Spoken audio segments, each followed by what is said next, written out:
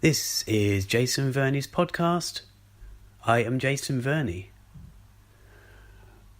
Why are you doing this to me? Or, why are you doing this to me? Anyway, the reason I'm doing that is it's a line from the film I'm going to discuss or chat about in this podcast. The film is a Korean film, and it's called The Villainess. I had the opportunity of seeing it in the last week, thanks to kind of courtesy of the Korean Cultural Centre, London, in conjunction with their London Korean Film Festival, which essentially they put together, they run. It's been going for many years now. The reason I mentioned that line at the start of this podcast is because it resonated, or it kind of, my feelings at the time of seeing the film, perhaps when I was being a little bit pessimistic about much of the film, that line spoke volumes. And the reason I did two different emotions, if you want to call it as acting there, I didn't want to give it away as to how the character was acting when she said that, whether she was angered, whether she was vulnerable, whether she was both, or whether she was just, being inquisitive. I just wanted to just put that line out there. First of all, before I go into my little review of the film and my thoughts on it, I just want to talk about the event itself, which was on the most recent Monday. The Korean Cultural Centre, as I said, and essentially the London Korean Film Festival at Regent Street Cinema. For anyone who knows, they've been doing teaser screenings for the forthcoming London Korean Film Festival, which this screening also was the reveal or the launch of the actual festival itself, which runs from the end of October to middle of, or almost the end of November. And so this was a combination of the festival launch, the lineup and everything, and also this film screening, probably the first in the UK. I do realise the BFI was also having a screening almost at the same time. I'm not sure how that happened, but I'm not even sure if I can call this the UK premiere, but it was definitely the first, or if not one of the first screenings of this film in the UK, and definitely in London.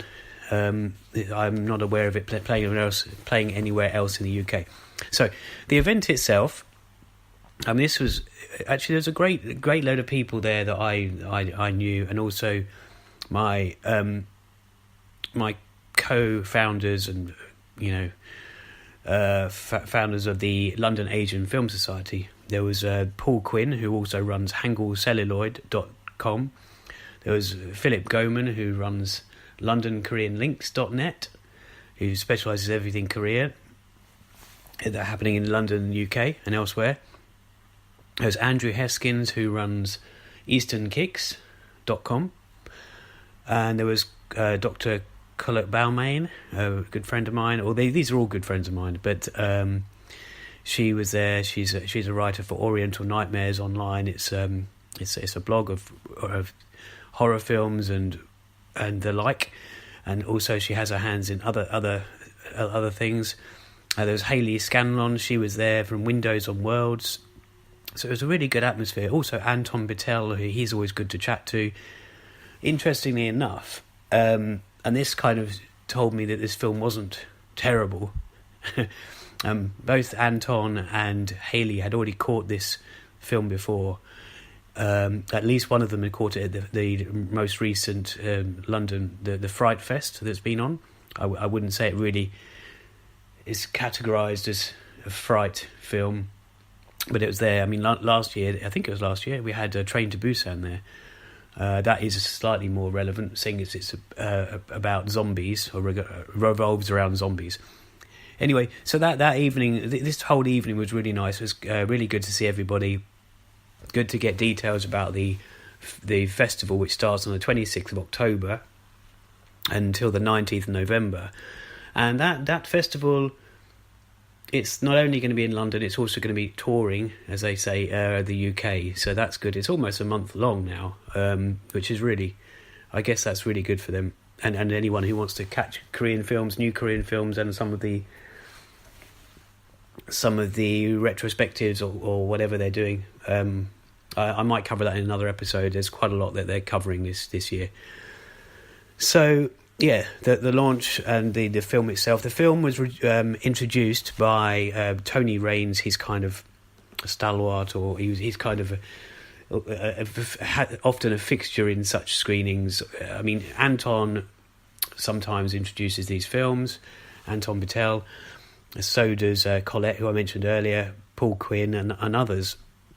But I mean, he wanted to he introduced this film, as well as he detailed what we've got coming to us.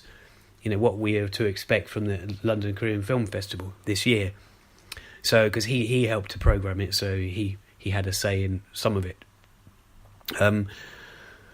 But I have to kind of agree with what he said. This is as he said, it's this film, The Villainess, is a popcorn film. Although he was saying that some people had glasses of wine. It's more of a drinking film. But what he was saying was there's no kind of thought required in the film. There is actually, in its defence, there is some thought involved. But it's not meant to be a film to change anything. It's an action film. You could say martial arts film, shoot 'em up film, or whatever you want to class it as. But it's it's an action film, and it is really well done. And although I said earlier that I was being a bit pessimistic when I went into the film and throughout the film, I was. But I have been thinking about this film over the last few days, and so I'm going to give my thoughts on this. But yeah, Tony Raines mentioned that he also. I suppose he also made me think about the opening scene that you see, which is brilliant, and so is the ending scene. I guess he'd already kind of put in my mind who that character could be that we're kind of watching. But I just want to, before I get into the review in more detail, I just want to explain the film is The Villainess, as I mentioned.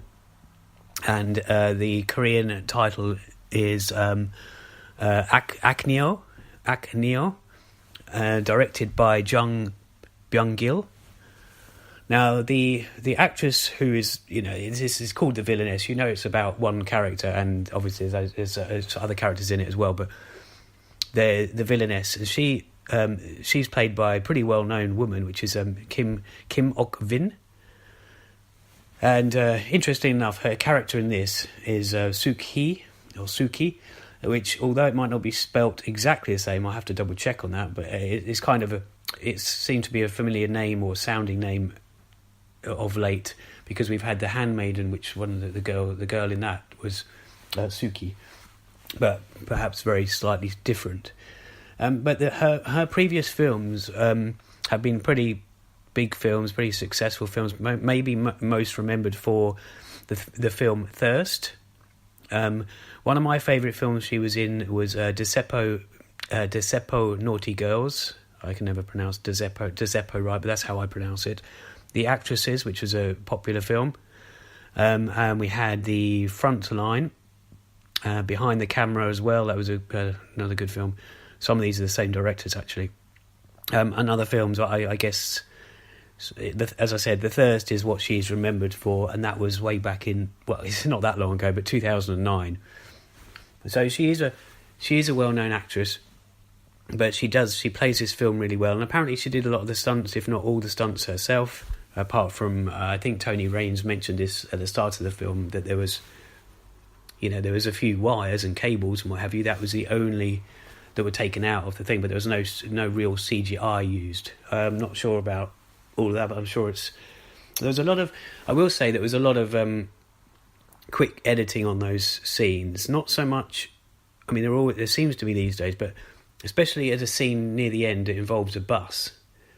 The editing is quite fast, and it's not as bad as kind of some of the real Hollywoody films that you see, where they, Ridley Scott films spring to mind, but where you see, the editing is just so crazily fast.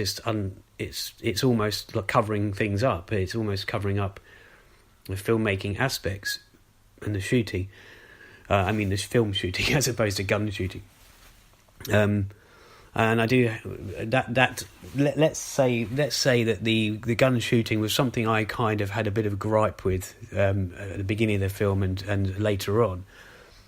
I want to give my pessimistic views as well as my, they're pessimistic. There's pessimistic perhaps, but also they're realistic in my eyes. I just think that they, although this scene opened with a really good scene, a point of view scene, and ends with a great scene, and there's other scenes in the middle, and as I say, I've been thinking about this film a lot since then. I'm probably going to see it again in the cinema if I manage to catch it on one of its showings before it leaves again.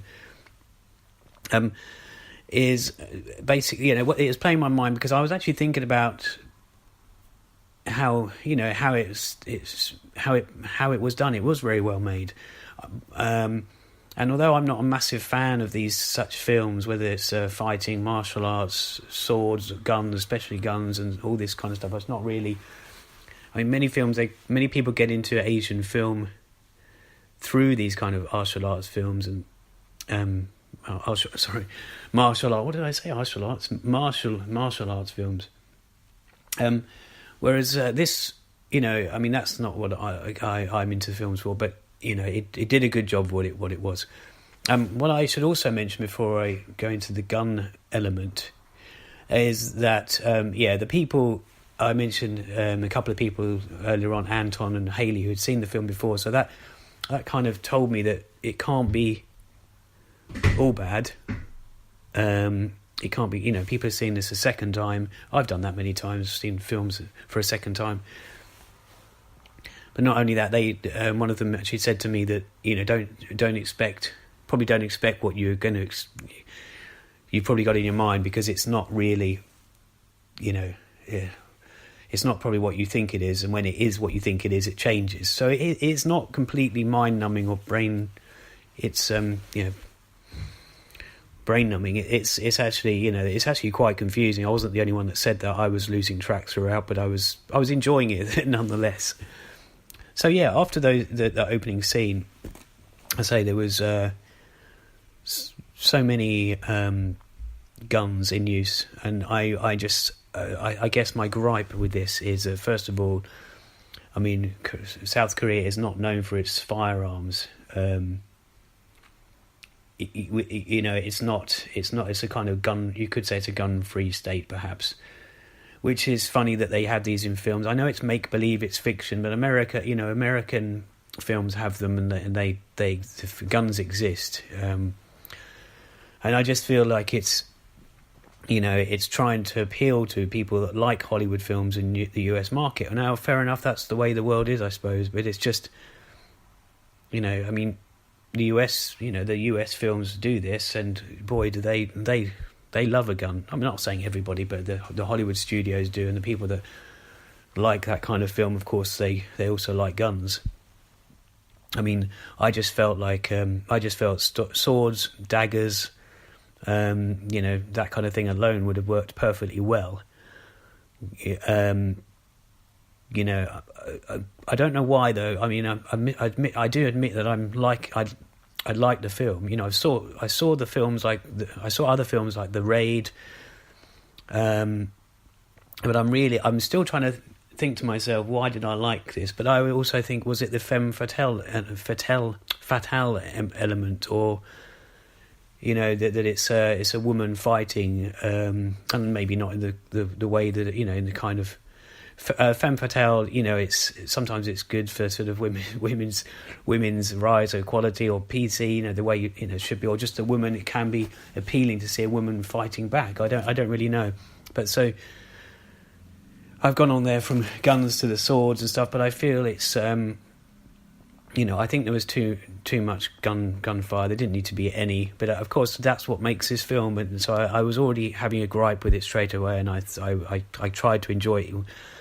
Once I get something, whether it's whether it's because of my mood, but perhaps I'm flagging that day, perhaps I'm really kind of not in the mood already, so that, I'm already thinking like that, and I'm not thinking in a positive way. So that's not me judging the filmmaking itself, but it's the things behind it. I just, it's not doing a very good thing. Same as computer games are not. They're still making people play with guns and find them just normal. They're not normal things. They're things that people are using. We had guns and we had missiles. We had, wars. So, but again, that's just my 2 cents worth, to coin an American phrase. To coin a cent, even. But yeah, I mean, also there was the subtitles. I mean, there was it was a weird mixture of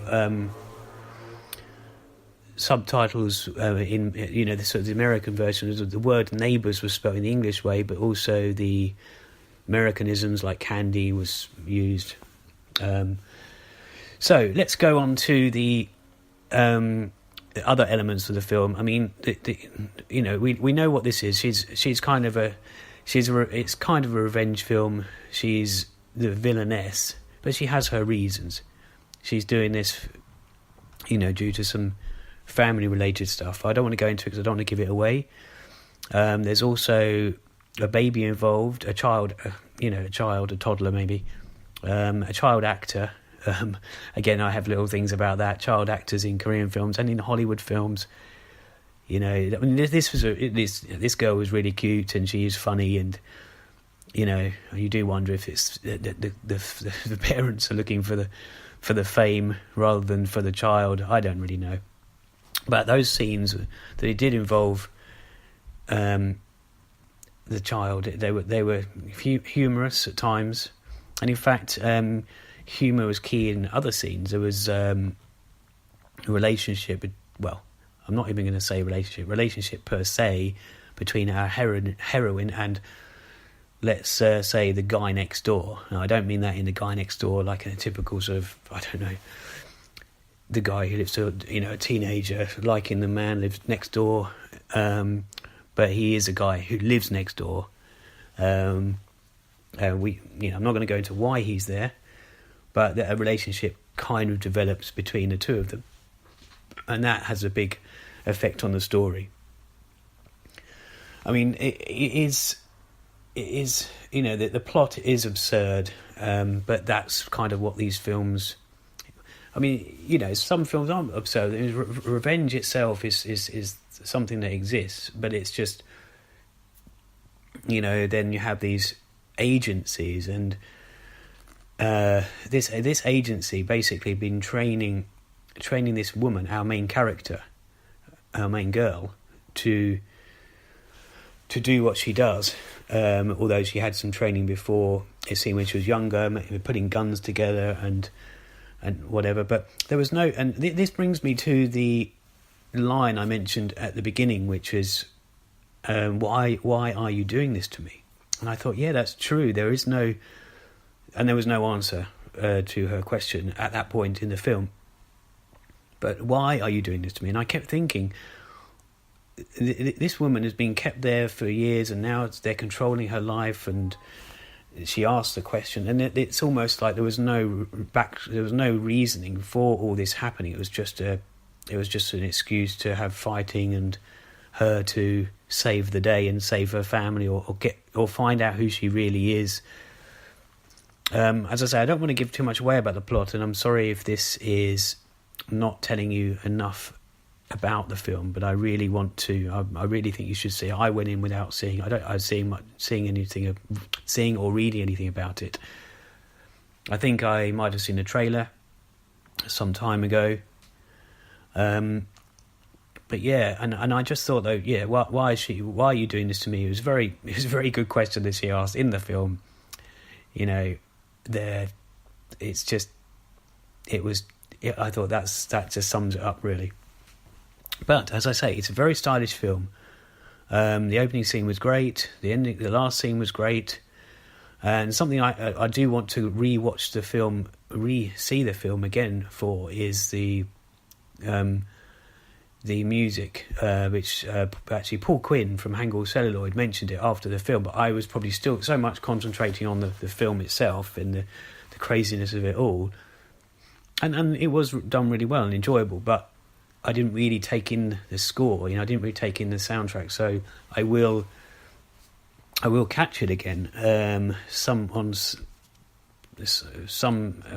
form or another, whether it's actually it's actually on. I was going to mention this anyway. It's actually on iTunes right now to pre-order. You can rent it for $5.99 there, which is pretty steep just to rent.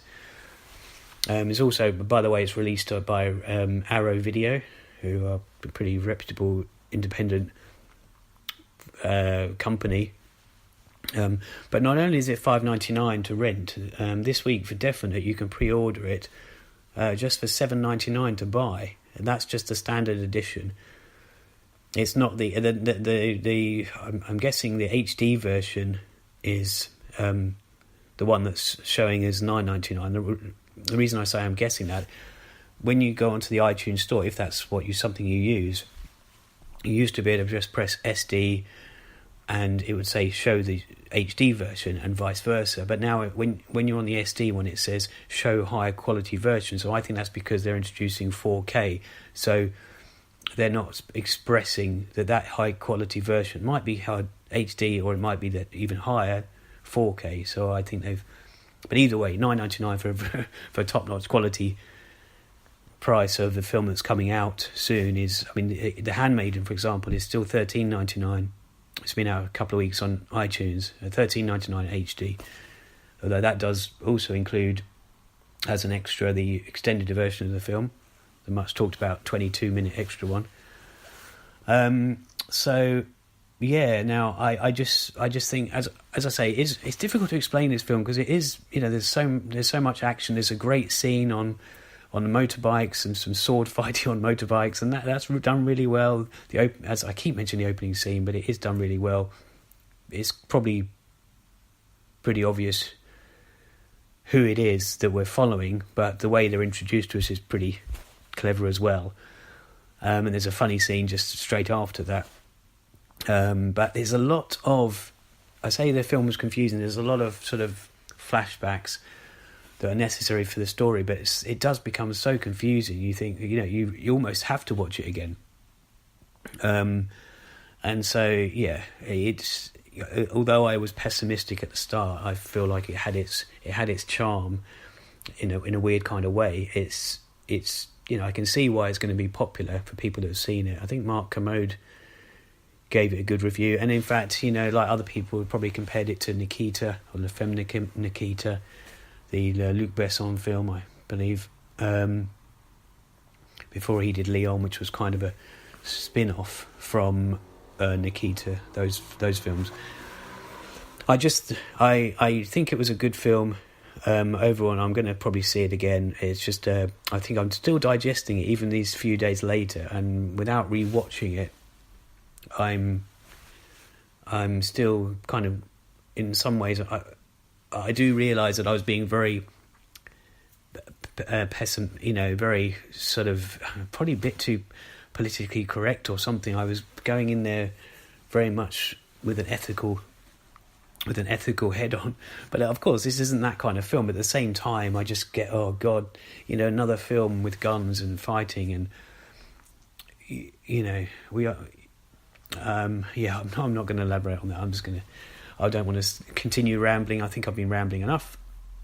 So I will do a podcast, probably regarding the London Korean Film Festival and what it has in store for us. And I'll just leave you with that. I will say one thing. I might actually post an article on my website, minimovie.com. And I might actually subtitle it, or title it as The Villainess or The Silliness, just because of the rhyming element and the fact that I wasn't sure what to make of it in its crazy kind of, it's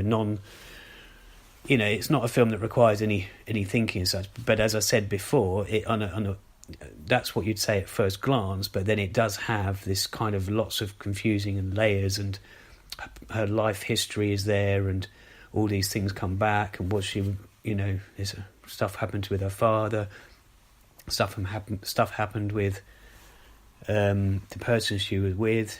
Does she remember that she's been in this place that's this other world for a while, and she's going to be committed to this villainess, I suppose. Well, no, she's probably committed to this life of being a hit woman, maybe you could say, for another, until a period of 10 years is up.